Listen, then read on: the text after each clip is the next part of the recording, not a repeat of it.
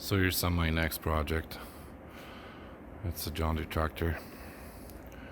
I'm doing a front axle. It's gonna need some line boring. As you guys can see, it's pretty oval. The bushing's been gone. Pin is still seems to be good shape, but that's it was causing the axle has so much movement. We just drop it off and find it. I was pretty sure that the bushings are gone and the whole casting it's done, but I'm hoping it's just gonna be able to just line bore and put in new bushings in. The next thing I'm gonna do on this tractor is the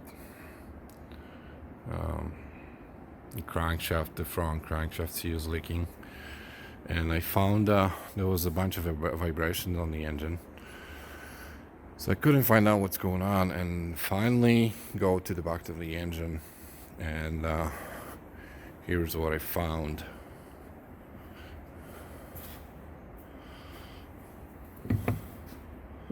So that U joint it's done. It's pretty much broken, so that needs to be replaced as well. And the next thing I have to do is the knuckle seal, the big seal that it's around here. It was leaking too. And I have a lot of play. I might have to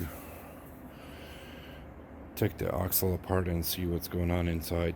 Maybe I just have to adjust the shims. Maybe the bearing's gone, or I'll see. I'm gonna keep you guys updated on that. Thanks for now. See you later.